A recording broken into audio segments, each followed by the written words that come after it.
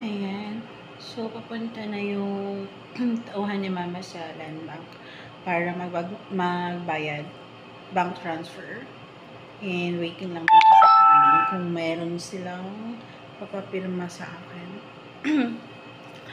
Ayan. Ito. Pangalawang ano yan. Pangalawang transfer nila. So, waiting lang ako. Kasi paubos na rin tong fluids. Alam niyo bang napansin ko, hindi maganda ang pasok ng 2025 sa amin. Isa or dalawa lang yung blessing na natanggap ko or magandang nangyari sa akin, sa amin this 2025. Una is yung nagkaroon ako ng trabaho sa government hospital sa Manila. Maganda ang benefits, ang dami kong nagamit ko naman kasi doon ako nanganak, tapos yung mga benefits, diba? Nagamit ko naman lahat. And over and all, wala naman akong binayaran sa ospital. Pero sumatotal, pag nakita nyo yung bill na, syempre bibigay pa rin naman yung total. Kung walang zero billing at kahit pala nasa public hospital ka, ang dami at mahal, malaki din.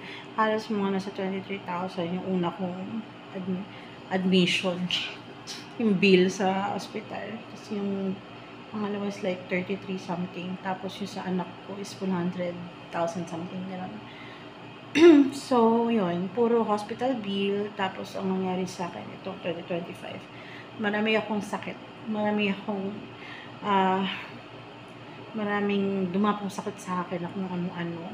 Hindi naman ako masamang tao. Hindi naman karma yun. So, parang, ngayon lang ako siningil ng katawan ko.